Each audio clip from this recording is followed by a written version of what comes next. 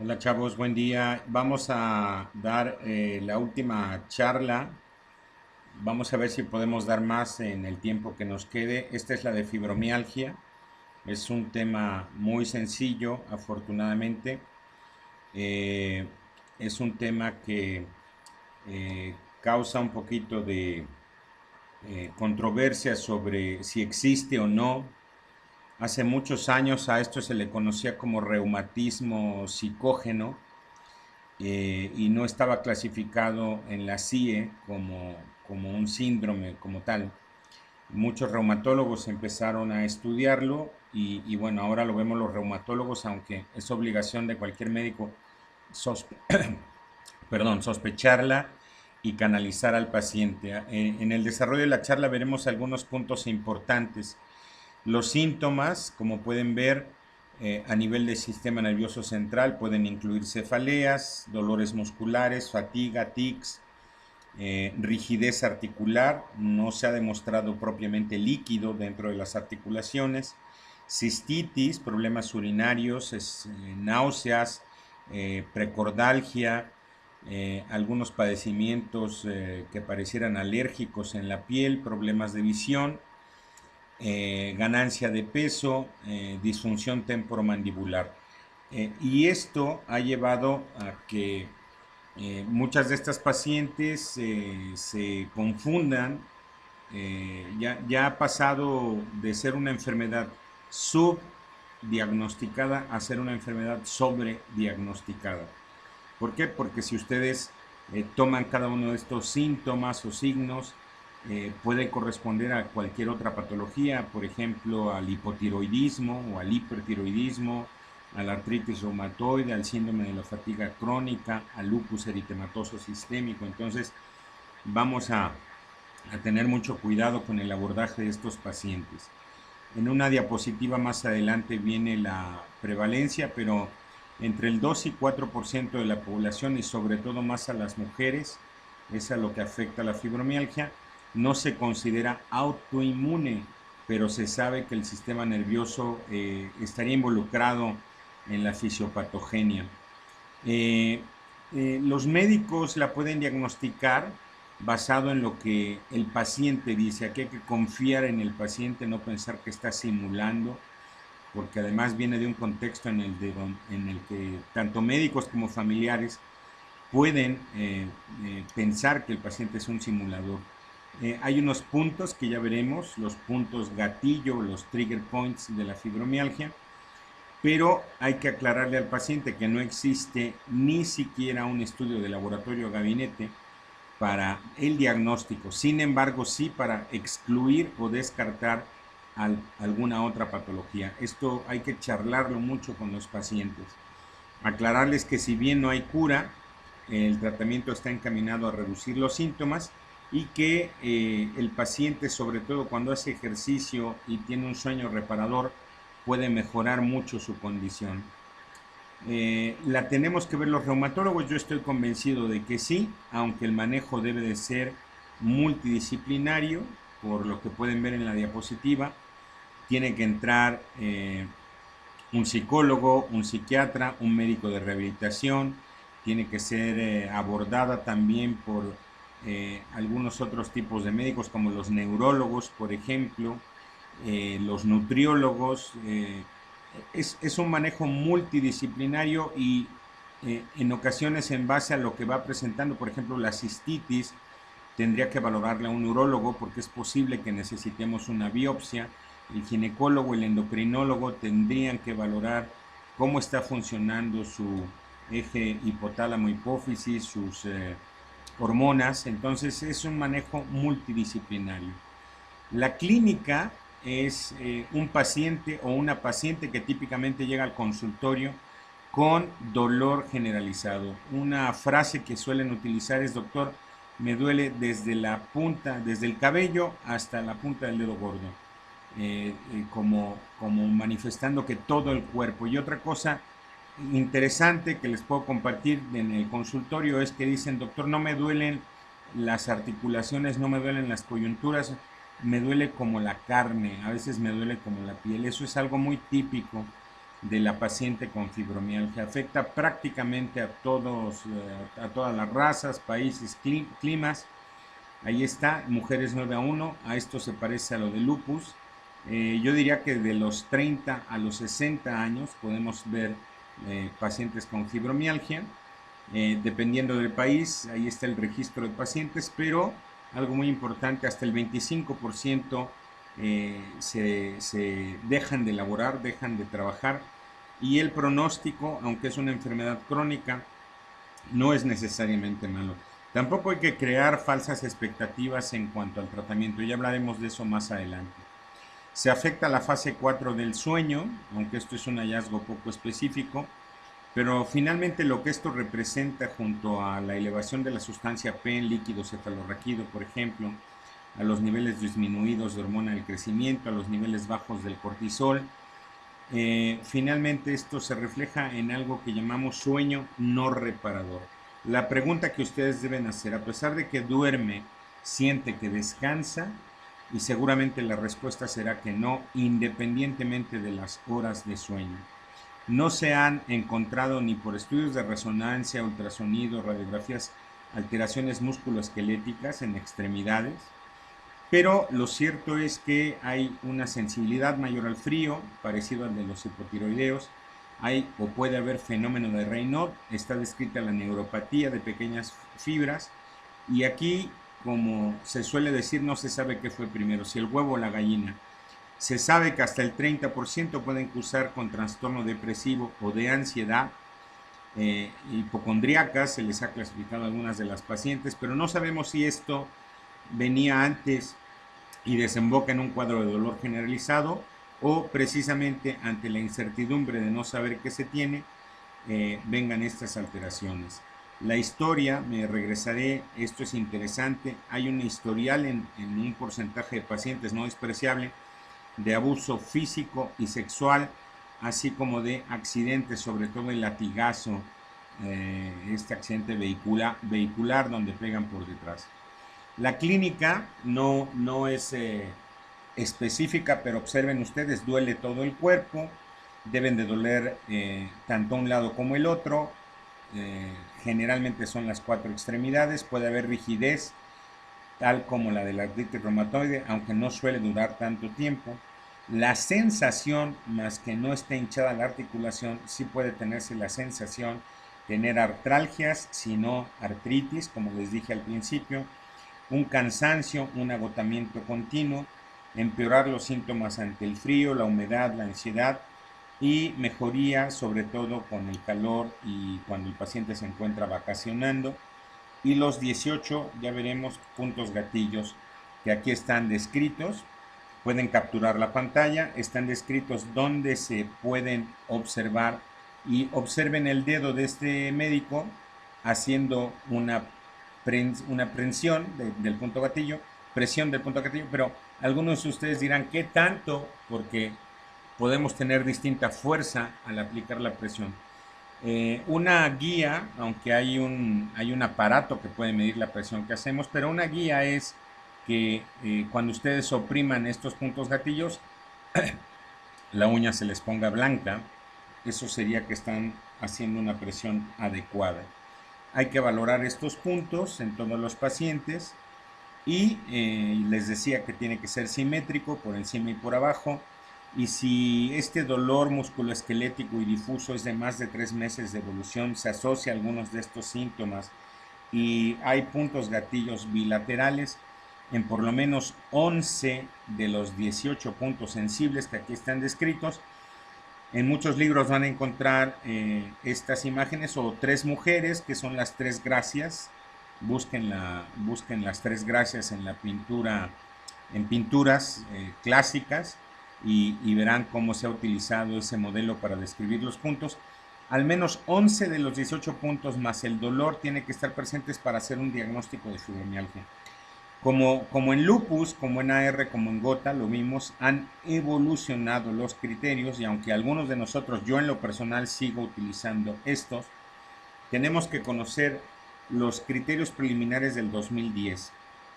Está el WPI con igual o mayor a 7 puntos, más el SS Score igual o mayor a 5 puntos, y el WPI 3 a 6 puntos más SS igual o mayor a 9 puntos. ¿Cómo vamos a describir esta clasificación? Lo veremos en la diapositiva que sigue. Los síntomas, al igual que en los ACR 1990, tienen que estar durante los últimos 3 meses y el enfermo no tiene otra patología que pueda explicar el dolor.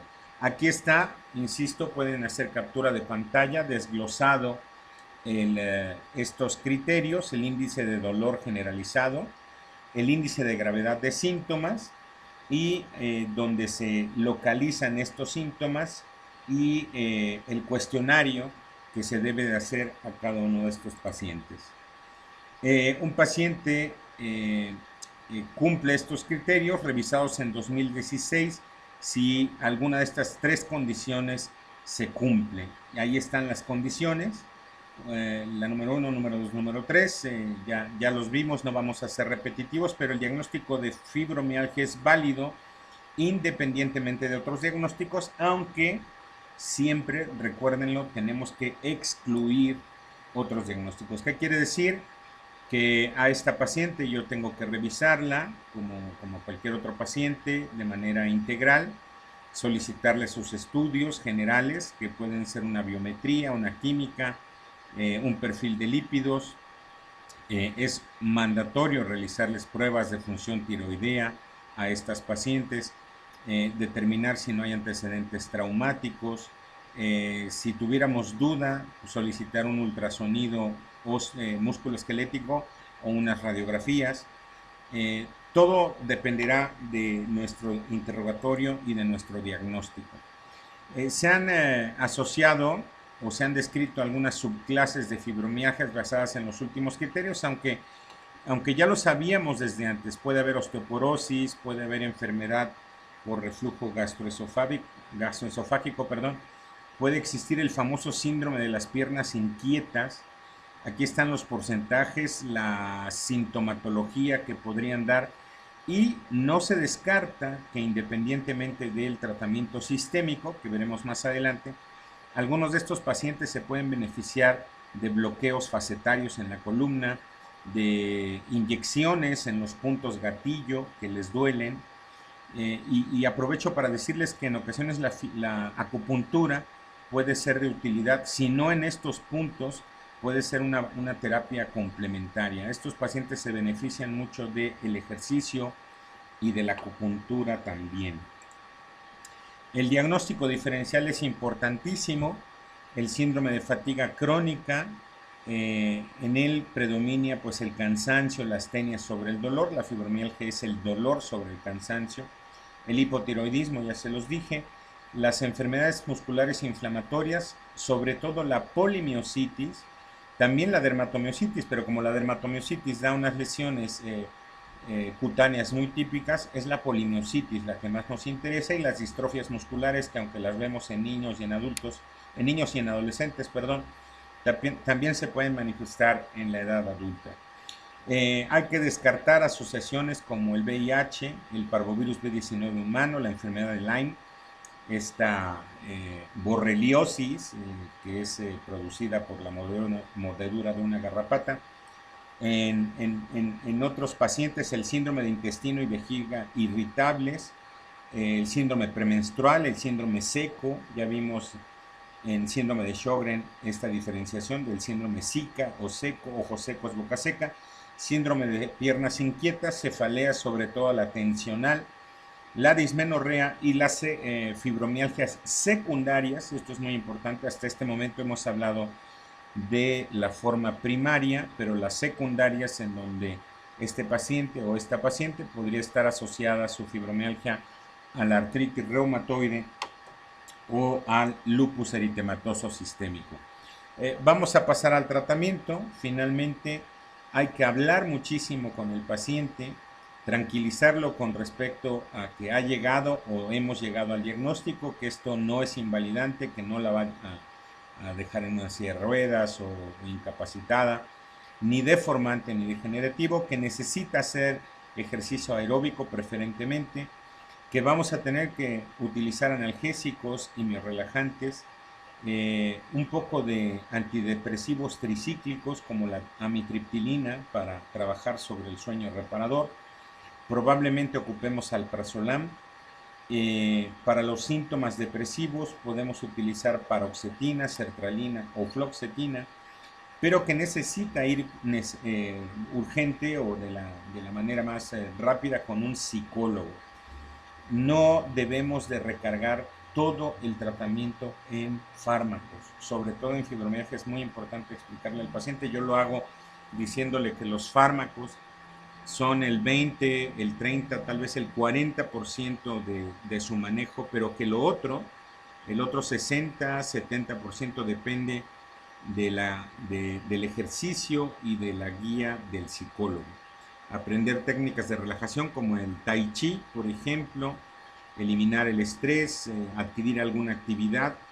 Y ahí está lo de la acupuntura que les decía, la hidroterapia, las infiltraciones también son herramientas útiles en este sentido. Los niveles de recomendación para las medidas farmacológicas o no farmacológicas. Esta tabla simplemente nos sirve para que se den cuenta que fibromialgia es una enfermedad sobre la cual todavía se están investigando muchas cosas y este perfil de tratamiento con, por ejemplo, amitriptilina, duloxetina, tramadol, pregabalina o ciclobenzaprina, que recuerden, ciclobenzaprina es un relajante muscular, tramadol es un analgésico opioide débil, pregabalina es un antineurítico, la duloxetina es un antidepresivo, este es un antidepresivo tricíclico. Entonces, fíjense cómo esto puede cambiar en los próximos años, pero esta es la evidencia que tenemos hasta ahora y en algunos casos es débil, no es una evidencia muy fuerte, pero es lo que tenemos hasta este momento. Hay que individualizar el tratamiento, referir cuando se necesite. Hay pacientes que han llegado al consultorio con diagnóstico de fibromialgia y lo que les puedo decir es que por lo menos en el 20% de esos pacientes se ha diagnosticado un hipotiroidismo que no se había buscado.